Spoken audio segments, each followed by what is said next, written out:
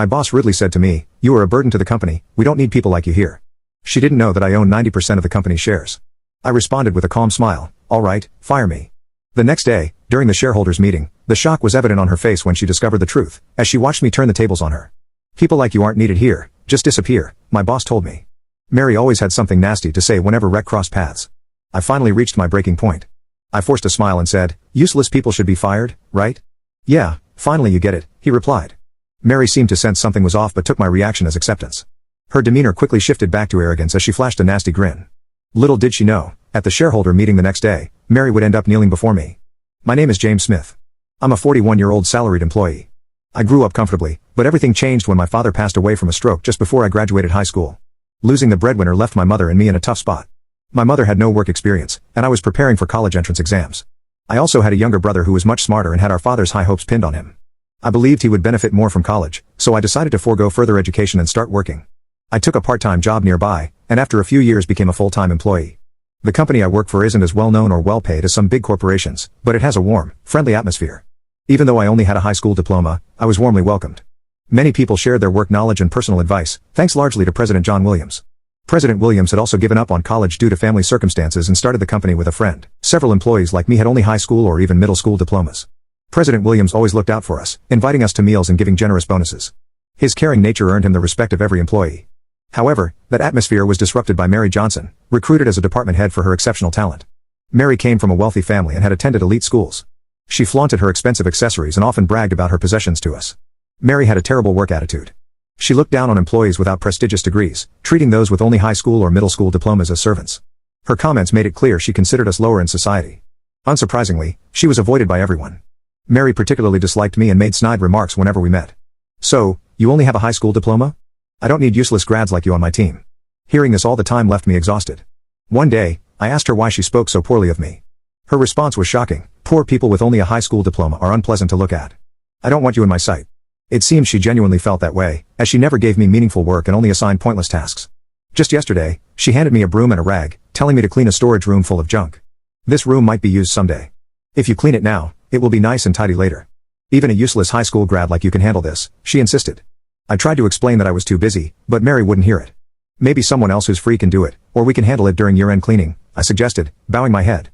Mary was furious. "Are you refusing a task from your superior? You need to restart your career from scratch," she said, shoving the broom and rag into my hands and standing guard. With no choice, I began cleaning. After 10 minutes, Mary got bored and said, "Do it as soon as you're told next time. I'll let you off the hook for today." Finally, I could return to my actual work, but that was a mistake. A few hours later, Mary stormed in shouting, "Why did you stop halfway? Don't you have any sense of responsibility?" I held back my frustration, listened quietly, and was left mentally and physically exhausted. Everyone in the office wondered how Mary became a department head. She had skillfully presented herself as a cheerful and kind elite during her interview, fooling the interviewers. Mary had a history of impressive achievements at her previous job, which earned her a department head role here. Her reputation for business management preceded her. When she first joined us, she made a great impression on the president and other executives. At meetings, she was all smiles and very proactive. It was hard to believe she was the same person I had met. When Mary initially arrived at our office, she was polite and professional.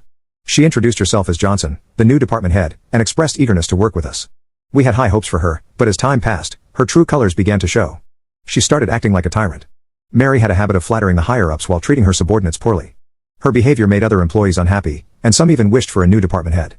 The office atmosphere became tense, especially with recent thefts of employees' money and belongings. Despite our attempts to enforce locker use and reminders not to leave things unattended, I was determined to catch the thief. But then, a major incident occurred. One day, as I was about to leave for lunch, Mary stormed up to my desk and slammed a document down. "Don't think you can just go out for lunch. What are you going to do about this?" She thrust an email and a client complaint at me. The email read, "Your products are of the worst quality, frequently damaged, and overpriced. We are terminating future business." I was shocked. Mary accused me of sending the email, but I had no memory of it. I pointed out that the email wasn't even from my address. Despite my explanation, Mary was relentless. "Everyone else handling this client is a college graduate. Only someone like you would send such an offensive message." She insulted me, saying I was a menace to the company. Her accusations and insults pushed me past my limit.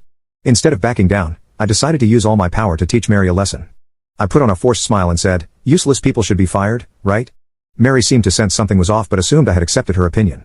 She quickly returned to her arrogant self, sneering at me.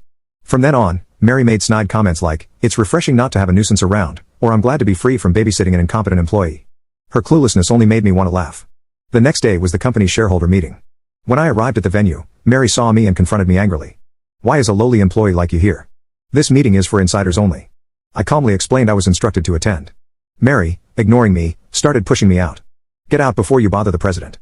I was at a loss, unsure of how to stay when I was being pushed out. As the shareholder meeting was about to start, the president arrived. Mary interrupted my explanation, putting on her polite smile for him. "This is James Smith. He was trying to attend the meeting without knowing his place. I was just sending him away." The president's expression darkened. "What are you talking about?" He turned to me. "Smith here holds 90% of the company's shares as a special controlling shareholder. Of course, he has to attend the shareholder meeting." Mary turned pale and stared at me, trembling. When I slowly nodded, she let out a short scream and collapsed on the spot. In reality, I own 90% of the shares of the company I work for. A shareholder holding over 90% of the shares is called a special controlling shareholder. Such a shareholder is a powerful figure with the right to demand that all other shareholders sell their shares through a resolution of the board of directors. This fact was known to employees at the manager level and above, but Mary was unaware. Mary had made herself disliked by acting high and mighty right after joining the company. No one bothered to inform her about the details. How could someone hold 90% of a company's shares? Normally, people own just a few shares, and even having more than 50% is unusual. Mary sat on the floor mumbling to herself, clearly in complete confusion. Unable to watch any longer, the president began to explain. This company was actually founded by my father, who served as its president. However, when I was in high school, he suddenly passed away from a stroke. His best friend, who was the vice president at the time, took over as president. The president also arranged for me to join the company immediately after graduating from high school to groom me as the next president. There were discussions about making me president right away, but it was decided that it would be better for me to gain experience first to avoid risking the company and its employees due to my inexperience. So, I inherited 90% of the company shares from my father and worked on the ground while learning management skills from the president. My smarter younger brother graduated from college and now works as the executive vice president. I'm glad to see Smith has developed into a competent leader. I'm thinking about stepping down as president, and I told you this when you joined. Mary struggled to get up, mumbling incoherently. It seems you weren't paying attention. I just assumed he was an incompetent, low-educated person. She was clearly shocked by my true identity. Mary inadvertently let her true feelings slip and was immediately reprimanded by the president. Watch your language. A person's worth is not determined by their educational background.